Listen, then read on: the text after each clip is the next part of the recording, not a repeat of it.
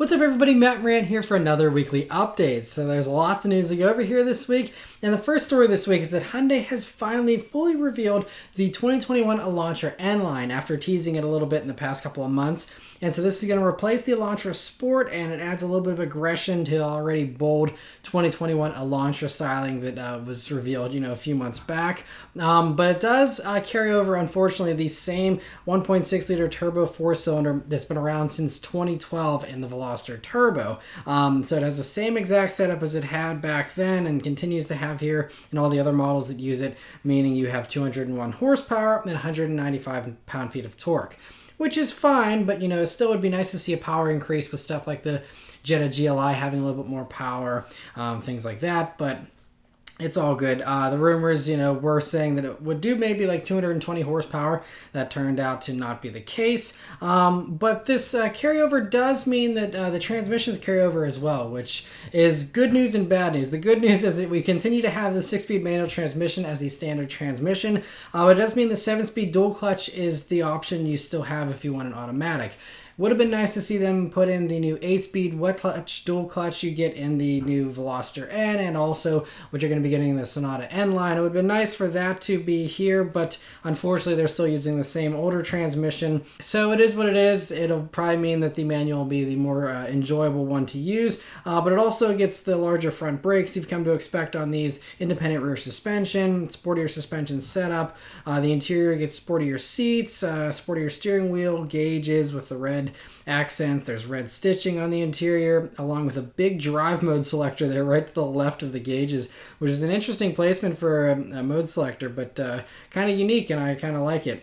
It gets other features from the Elantras, on these new versions, like the wireless smartphone integration, and the very, Mercedes-inspired interior with the dashboard setup and stuff like that. But overall, I think it's a really nice improvement, and it'll be great. I'm sure that this carryover engine and transmission setup should allow them to keep the price nice and low. They don't have any pricing or release date for these yet, but it should come sometime this year, and I'm guessing that hopefully it will continue to be right around 24 grand, maybe a little bit more, a little bit less. We'll have to wait and see, but interesting to see that.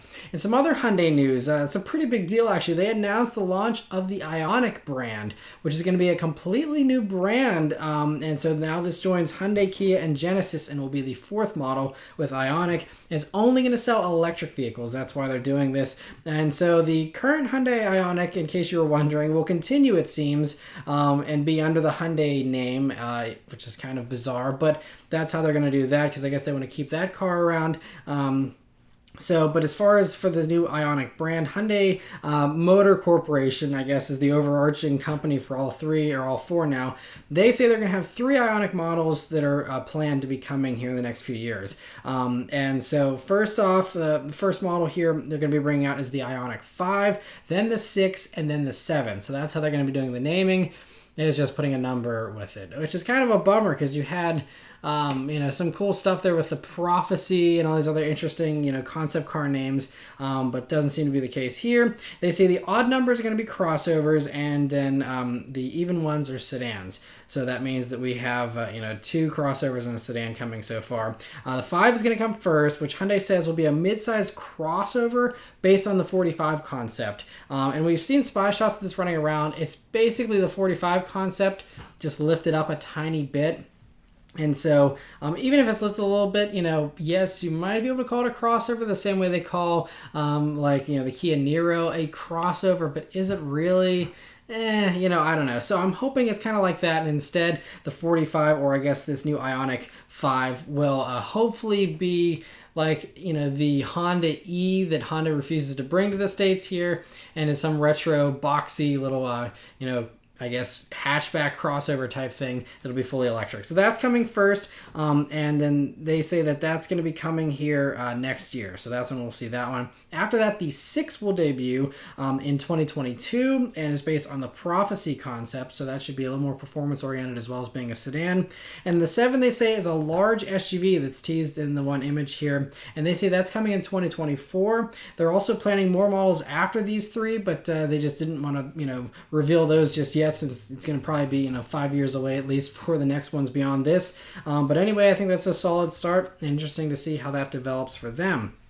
Kia has also revealed a light refresh here for the Stinger this week, and so all we see here are a few images of the South Korean version, so wait for more details. We don't even have any mechanical details as far as what engines they're running or anything, but we do have some details. You can see out back the biggest change here is these new full-width taillights that I think look pretty good. There's also bigger exhaust tips that are rumored to house an active exhaust, but that hasn't been confirmed officially yet. There's very few details too that have been revealed here, so it's even in the front end, there's supposedly new headlights. They look basically the same to me, but there might be different options and stuff that's not pictured here. There's also new wheels and paint colors available, but we only see really the one here in these images. There's going to be two new packages, a dark package and a black package. Kia said we'll be at least getting the black package here in the States. And so, but anyway, we'll have to see. They both seem a little bit redundant. There's the dark one, which adds a gloss black diffuser, black exhaust tips, and black badges. And then the black package adds black wheels and mirrors and a spoiler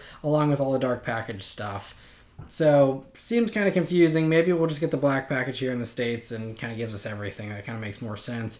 And then the best change, though, I think, is the interior, because you can see it gets the new 10.25-inch widescreen display for the touchscreen infotainment, which is great. There's also a frameless rearview mirror, along with some improved materials. Like they say, there's metal now on the steering wheel. There's contrast stitching, ambient lighting there, especially you can see behind the screen and stuff, which is pretty cool. And there's quilted leather seats now, which is a new addition. The G70s had them for a little bit, but the Stinger has not, so that's a nice improvement as well. They're keeping quiet though on the engines, like I said, so we'll have to wait for as this story develops, I guess. But they're going to be hitting dealers in South Korea this fall and should be arriving here only a tiny bit later, so it should still be a 2021 model year car, so interesting to see that for now. Audi has revealed the European version of the new S3. So again, we'll have to wait a little bit for all the American stuff, but at least you get a look at it here. It builds upon the new A3 with more aggressive looks and a nice bump in power over the old S3. It still runs that 2-liter turbo 4-cylinder, but it now does 310 horsepower and 295 pound-feet of torque. I think it was like 288 horsepower on the old one. It still runs through a 7-speed S-tronic transmission and all-wheel drive. It has a 4.8 second 0 to 62 time. And it has the usual sportier suspension that makes it about a half-inch lower than an A3. The brakes are also upgraded, of course, and everything else, around that. The inside gets a sporty flat-bottom steering wheel, sportier seats, and all the new tech from Audi, including the 10.25-inch touchscreen along with the digital gauges and stuff. It's on sale now in Europe as a 2020 model, and we should get it here eventually as a 2021 model, I'm guessing. But they didn't announce, that kind of release date stuff just yet, but interesting to see that. BMW has also teased something that we probably won't get at all here in the States, and that is this awesome M3 Wagon. We just have the one teaser shot of it. And before you get too excited, it seems like it's probably not going to come to America. Autoblog, the main reasons why they think it won't come is because there is no wagon version of the 3 Series on sale here in the States, and so for them to sell it, they would have to crash test it and do all the certification, which is very expensive for a vehicle that's going to sell probably, I don't know, a couple hundred at best or something. It's a very niche vehicle. Even if they sell a few thousand, probably wouldn't be worth it for them to do it.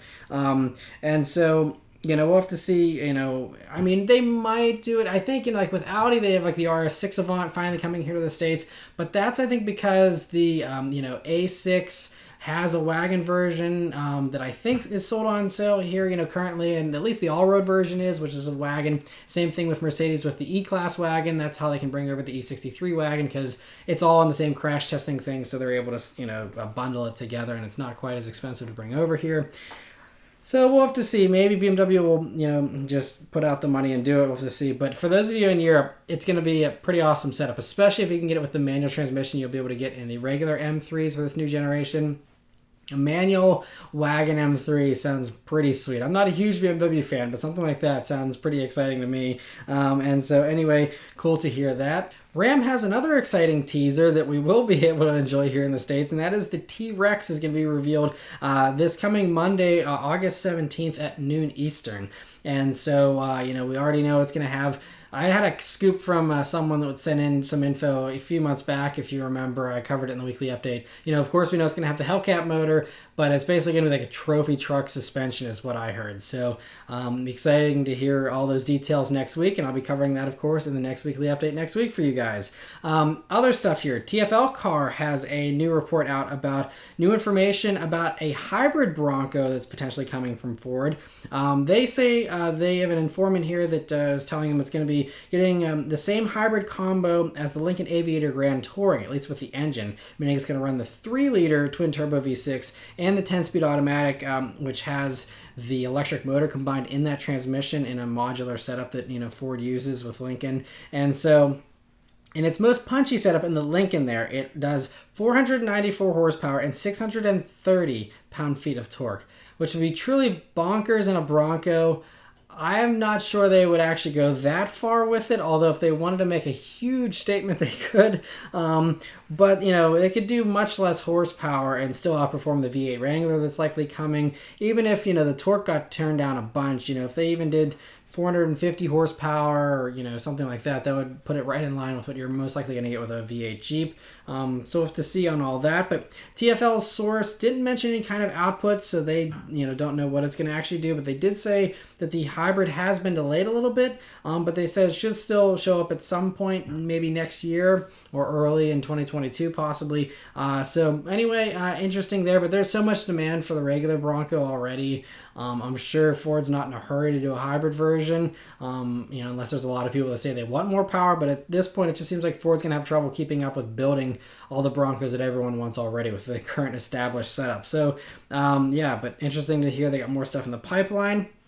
Maserati has some exciting developments here. So there's the new Trofeo versions they've added this week of the Quattroporte and the Ghibli, along with a little update for the Levante Trofeo. So the most exciting one is the Ghibli, which actually gets the same awesome Ferrari-derived twin-turbo V8 that does 580 horsepower and 538 pound-feet of torque. I'm so glad they were able to fit that in the Ghibli there, which means you have a vehicle that's like roughly the size of an Alfa Romeo Giulia, maybe a tiny bit bigger, but you have almost 600 horsepower.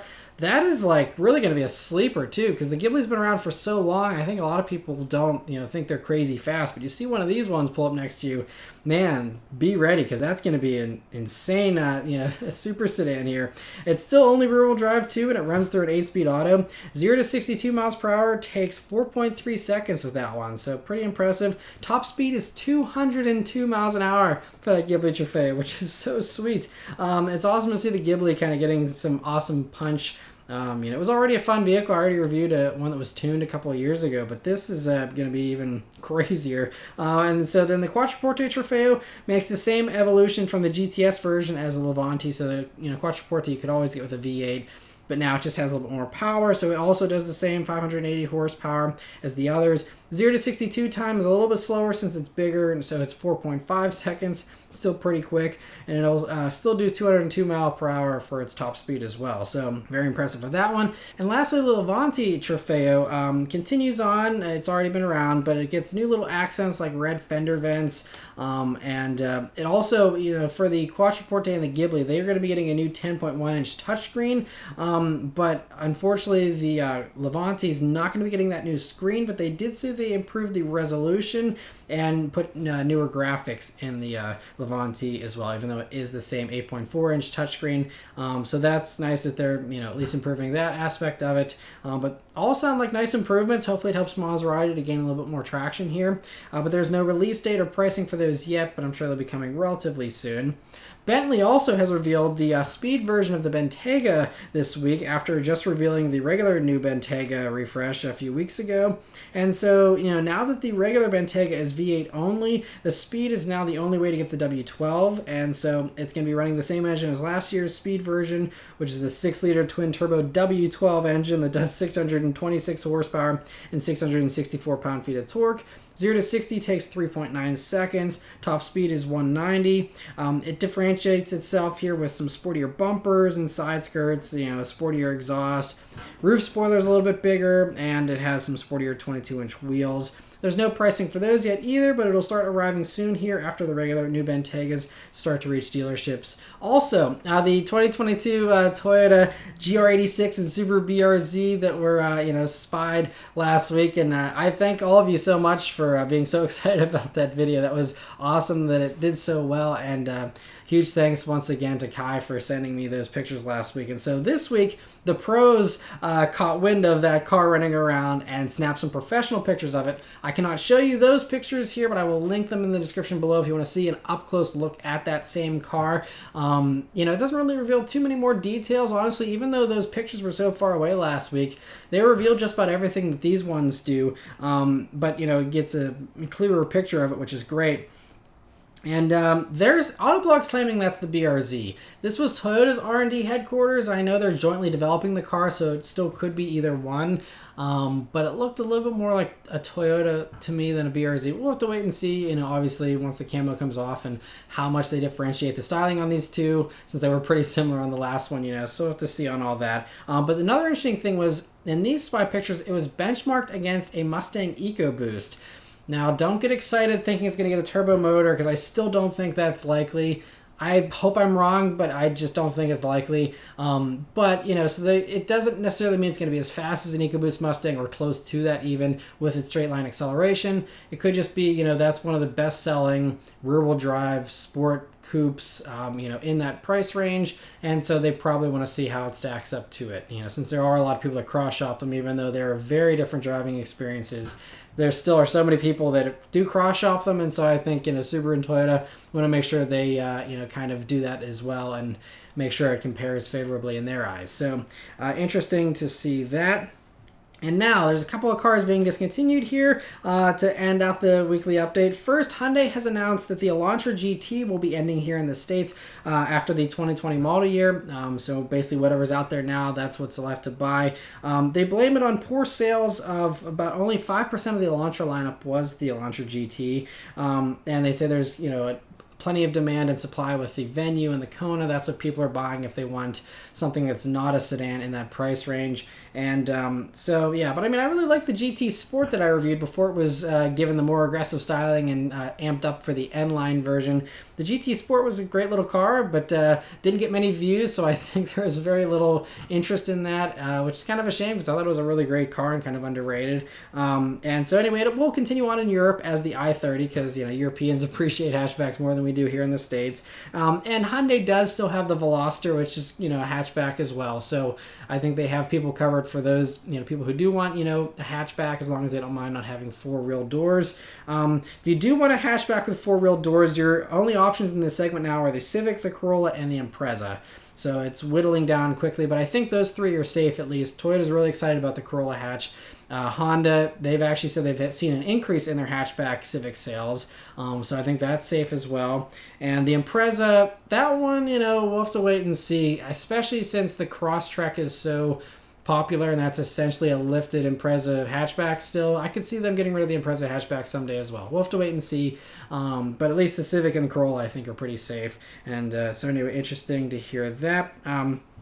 BMW, this is also a little bit of a surprise. They've officially announced that the M8 Coupe and Convertible will not see a 2021 model year here in the States. You might be surprised since they just came out for the 2020 model year, but no 2021s here, they're saying, because there's still so many sitting on dealer lots that they say that there is plenty of supply for anyone who wants to buy one. And then they're saying that there's going to be 2022s that they will be sending to America. That production will be starting back up in the spring. But, I think it's also just, obviously part of it is COVID and people just buying less cars in general, but especially luxury cars and stuff have taken a hit, I think. And especially in the case of the M8, it's expensive. And, when you're spending, well into the six figures, there's a lot of the exotic stuff that's tempting for people that want something sporty. And so, I think that kind of is a little bit of the struggle. And that's why Mercedes isn't doing a new S-Class Coupe or convertible.